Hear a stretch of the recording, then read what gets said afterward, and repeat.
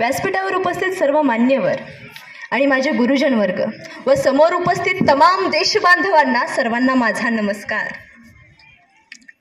आज 26 जानेवारी भारताचा प्रजासत्ताक दिन। प्रजासत्ताक दिन म्हणजे प्रजेची सत्ता सुरू झालेला दिवस। 15 ऑगस्ट 1947 रोजी आपली भारत माता ही पारतंत्र्याच्या बेड्यातून, पारतंत्र्याच्या साखळ्यातून मुक्त झाली आणि आपण स्वतंत्र झालो। या स्वतंत्र भारताच्या सुरुवातीला आपल्याला राज्यघटना, संविधान तयार करण्याची आवश्यकता होती।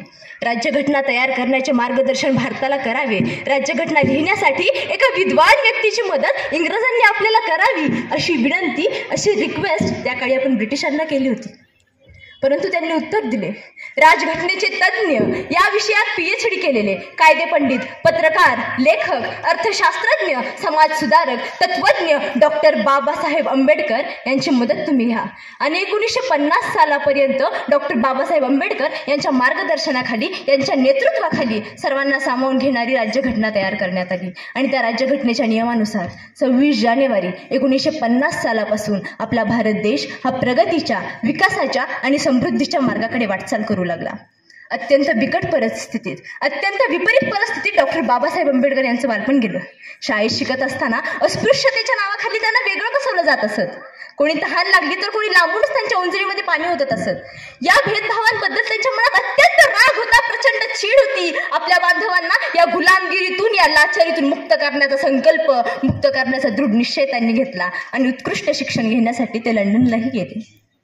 अत्यंत अडचणी असताना, परिस्थिती विपरीत असताना, पैशाचा अभाव असताना आणि कोणाचीही साथ नसताना हे करणं सोपं नव्हतं। परंतु प्रचंड आत्मविश्वास, दुर्बल इच्छाशक्ती आणि कठोर परिश्रम यांद्वारे डॉक्टर बाबासाहेब आंबेडकरांनी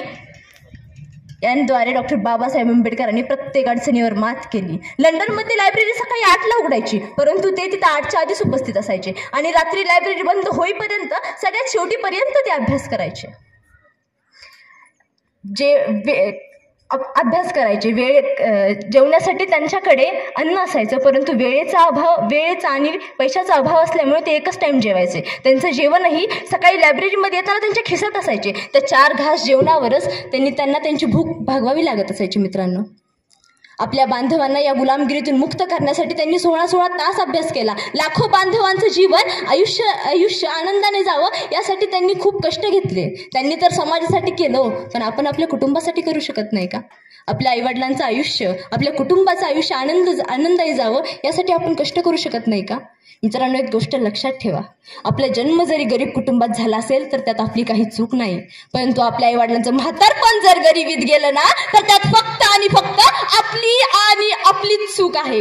मित्रांनो, डॉक्टर बाबासाहेब आंबेडकर यांच्या जीवनक्रमात त्यांना अनेक परिस्थितींना तोंड द्यावे लागले, अनेक वाईट परिस्थितींना त्यांना सामोरे जावे लागले, परंतु या महामानवाने एक वाक्य सिद्ध करून दाखवलं। मित्रांनो, जेवढा तुमचा रस्ता खडतर, जेवढ्या तुमच्या रस्त्यात काटे, तेवढेच तुमचे यश मोठे, तेवढेच तुमचे यश मोठे। डॉक्टर बाबासाहेब आंबेडकर यांच्याबद्दल आज मला एक गोष्ट बोलावीशी वाटते मित्रांनो, कि बहुत मुश्किल है उस व्यक्ति को गिराना, कि बहुत मुश्किल है उस व्यक्ति को गिराना जिसे ठोकरों ने चलना सिखाया, जिसे ठोकरों ने चलना सिखाया। आणि अशा या विद्वान व्यक्तीला भारताचं संविधान लिहिण्याची संधी मिळाली आणि जगातील सर्वात मोठे संविधान त्यांनी आपल्या या भारत देशास दिलं।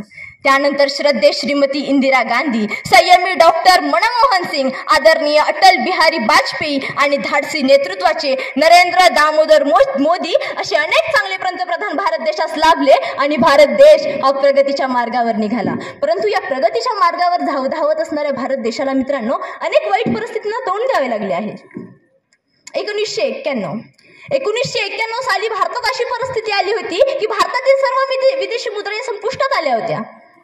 जगातील 3 नंबरचा सर्वात जास्त कर्ज असलेला देश आपण बनलो होतो, परंतु त्यावेळेसचे अर्थमंत्री डॉक्टर मनमोहन सिंग यांनी आपला भारत देश सावरला।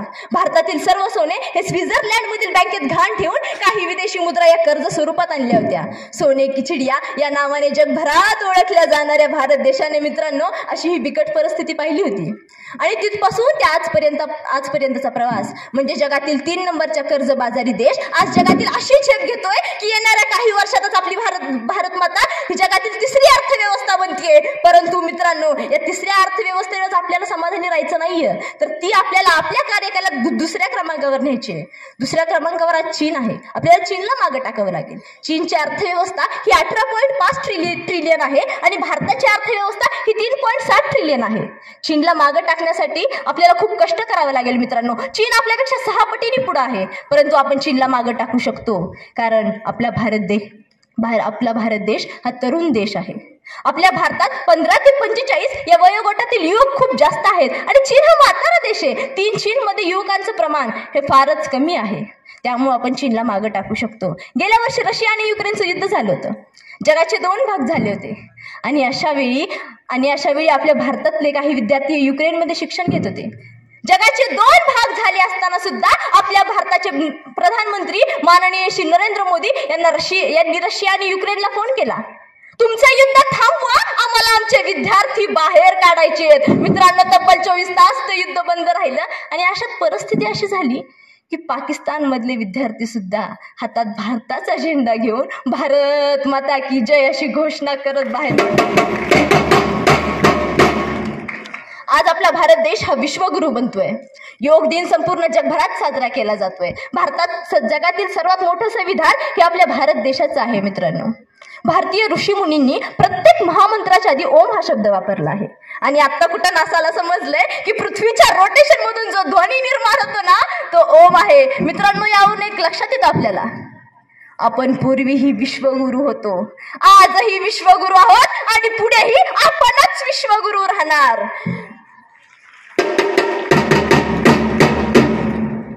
पूर्वीच्या काळी गुरुकुलमध्ये ऋषीमुनी आपल्या शिष्यांना सुसंस्कृत बनवत असत. श्रीराम, श्रीकृष्ण, अर्जुन, गौतम बुद्ध, छत्रपती शिवाजी महाराज हे सगळे थोर व्यक्तिमत्व गुरुकुलमध्येच निखरले आहेत. अगदी त्याचप्रमाणे मला असं वाटतं की आपलं सुयश विद्यालय हे सुद्धा एक गुरुकुलच आहे. आम्हाला घडवण्याचं, आम्हाला निखरण्याचं, आम्हाला सावरण्याचं काम करतायत ते म्हणजे आपल्या संस्थेचे संस्थापक माननीय श्री नलवडे सर. थकणं, थांबणं, विश्रांती, आराम हे सगळे शब्द आहेत ना, ते त्यांच्या डिक्शनरीमध्येच नाही. तो म्हणतात ना, जसा राजा तशी प्रजा. आमचे नलवडे सरच जर थकत नसतील तर आमचे गुरुजन वर्ग कसे थकतील हो. भैया, मी तुम्हाला सांगते, रविवारी प्रत्येक शाळेला सुट्टी असते. शिक्षक आराम करत असतात, कोणी ट्रिपलाही जातं आणि सणाला तर शाळेला सुट्टीच असते. परंतु मला या गोष्टीचा फारच अभिमान वाटतो की आमचे गुरुजन वर्ग तर रविवारी तर सुट्टी घेतच नाहीत, पण सणावाराला सुद्धा सुट्टी घेत नाहीत. ते आम्हाला घडवण्यासाठी रात्रंदिवस कष्ट करतात. या सर्व गुरुजन वर्गासाठी एकदा मित्रांनो जोरदार टाळ्या झाल्या पाहिजे.